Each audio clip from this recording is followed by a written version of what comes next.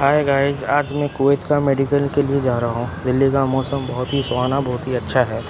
और जाते जाते मुझे याद पड़ा कि मुझे कुछ पासपोर्ट का और कुछ डॉक्यूमेंट का जेरॉक्स कॉपी करवाना था। तो मैं पहुँच गया जेरॉक्स कॉपी करवाने और भैया को दे दिया।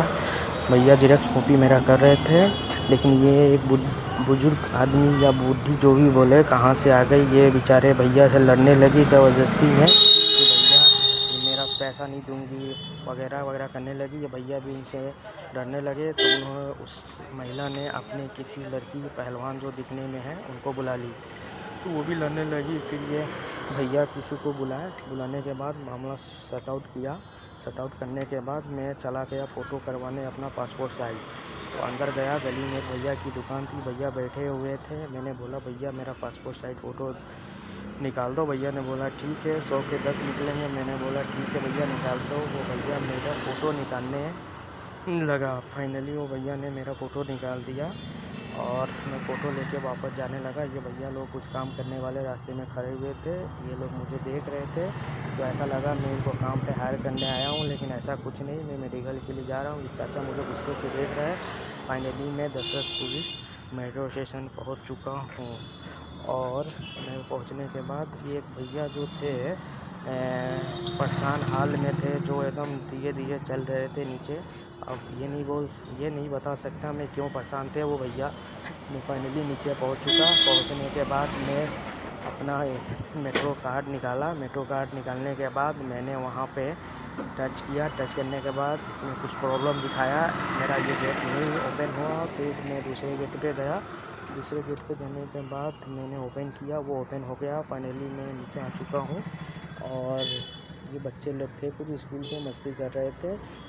तभी मेट्रो आ गया। मेट्रो आने के बाद मैं मेट्रो में जाने लगा। एक मिनट, ये भैया झोला उठा के कहाँ चल दिए, चलो इसके पीछे भी चल देते हम लोग। चलो इस भैया के पीछे चल दिए। जैसे मोदी ने कहा झोला उठा के चल, कुछ भी हो हम चल देंगे, वैसे ही भैया ने मोदी का ही बात माना, झोला उठा के चल दिया। फाइनली हम पहुंच चुके दूसरा मेट्रो स्टेशन, क्योंकि दूसरा मेरे को चेंज करना था कालका जी जाने के लिए। तो फाइनली मेट्रो आ चुका है। मेट्रो आने के बाद मैं मेट्रो में गया। मेट्रो में जाने के बाद मेट्रो में काफ़ी भीड़ थी, फिर भी मुझे जाना था। मैं गया मेट्रो से, फिर नीचे उतर के फिर मैंने रैपिडो वाले ऐप खोला। ऐप खोलने के बाद मैंने रैपिडो को बुक किया। रैपिडो को बुक करने के बाद उसमें 1 मिनट टाइम दिखा रहा था। तो 1 मिनट के बाद वो भैया ऑटो वाले, रैपिडो वाले आ गए और उनके साथ मैं बैठ चुका। और बैठने के बाद वो भैया चल दिए। चलने के बाद फाइनली उसने मेरे को मेडिकल सेंटर पे छोड़ दिया। मैं मेडिकल सेंटर के अंदर गया, वहाँ पे एक गार्ड बैठा हुआ था। वो गार्ड मुझसे पूछने लगा भैया किधर। मैं बोला मूवी देखने। भैया बोला क्या मजाक कर रहे हो। मैं बोला मजाक आप कर रहे हैं, मेडिकल में हम आए मेडिकल करवाने ना भैया।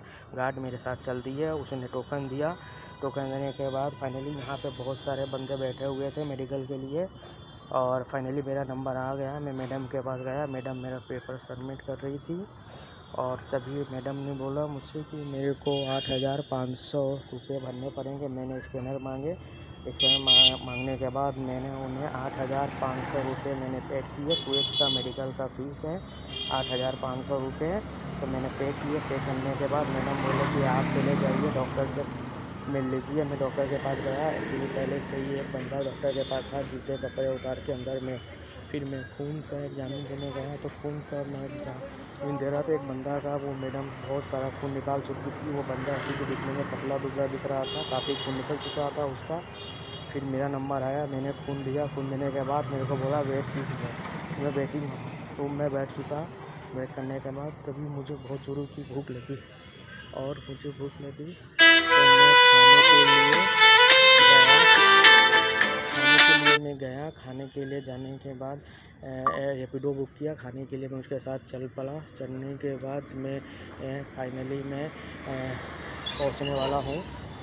लेकिन दिल्ली का मौसम देखिए, काफ़ी बहुत अच्छा मौसम है दिल्ली का। नीचे बहुत पानी भरा हुआ था, मेरे कुछ शूज़ वगैरह कपड़े वगैरह ख़राब हो गए।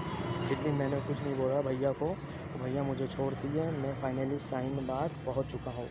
शाहीन बाग पहुँचने के बाद मैं यहाँ पे काफ़ी बहुत अच्छे और सस्ते होटल व रेस्टोरेंट वगैरह है, जो बहुत अच्छे खाने वगैरह मिलते हैं। तो मेरे को बिरयानी खाना था, तो मैंने बिरयानी के का दुकान मैंने पता किया। तो एक आलम भाई का दुकान था, जो बहुत फेमस और बहुत अच्छा दुकान था। तो मैं अंदर गया, भैया को बोला भैया मुझे भी 1 प्लेट बिरयानी लगा दो। भैया बोले ठीक है, लेकिन ये क्या, वो तो जूते ऊपर कर रहा है।